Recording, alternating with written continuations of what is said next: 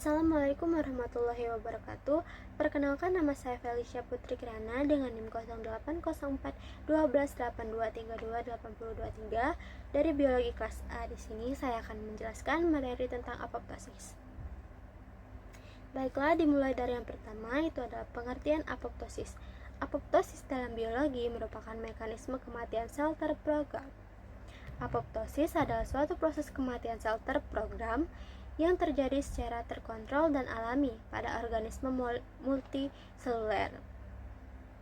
Berbeda dengan nekrosis yang merupakan kematian sel akibat kerusakan atau penyakit, apoptosis merupakan proses fisiologis yang penting yang berperan dalam berbagai fungsi biologis, seperti pembentukan dan perkembangan embrio. Apoptosis membantu membentuk struktur tubuh yang tepat selama perkembangan embrio dengan menyingkirkan sel-sel yang tidak lagi diperlukan.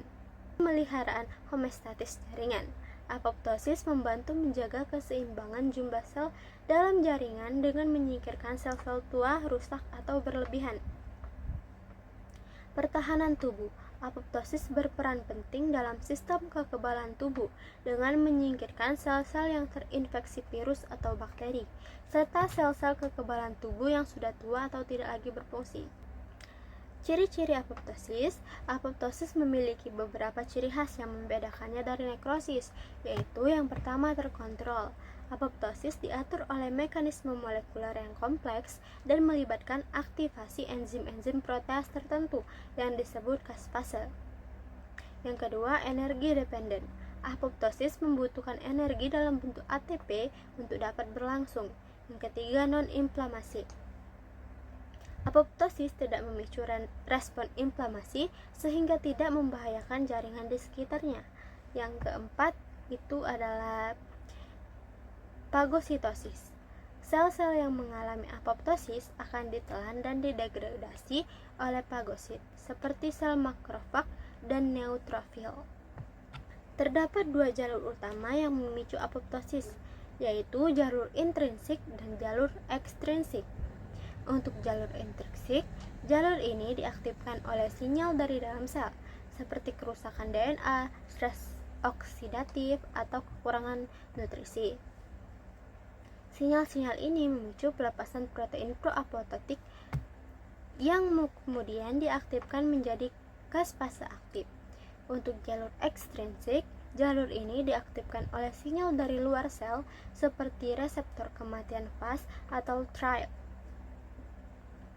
Aktivasi reseptor ini memicu pembentukan kompleks protein yang disebut DIC atau Death Inducing Signaling Complex, yang kemudian mengaktifkan caspase.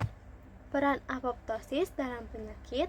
Apoptosis memiliki peran penting dalam berbagai penyakit, di antaranya ada kanker. Sel kanker seringkali memiliki cacat pada jalur apoptosis, sehingga mereka tidak dapat mati dengan mudah dan terus berkembang biak secara tidak terkontrol. Yang kedua, penyakit autoimun. Pada penyakit autoimun, sistem kekebalan tubuh menyerang sel-sel tubuh sendiri karena gagal mengenali mereka sebagai sel. Apoptosis dapat membantu mengendalikan autoimunitas dengan menyingkirkan sel-sel yang ditandai untuk dihancurkan. Yang terakhir itu penyakit neurodegeneratif. Apoptosis berperan dalam kematian sel saraf pada penyakit neurodegeneratif seperti Alzheimer dan Parkinson. Di sini ada pengaturan apoptosis. Apoptosis diatur oleh berbagai macam protein dan jalur sinyal. Beberapa faktor yang dapat memengaruhi apoptosis antara lain ada gen, hormon, dan obat-obatan. Beberapa gen dapat mengkodekan protein yang pro-apoptotik atau anti-apoptotik.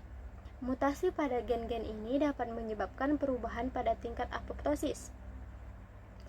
Untuk hormon seperti kortisol dan testosteron dapat mempengaruhi tingkat apoptosis pada sel-sel tertentu.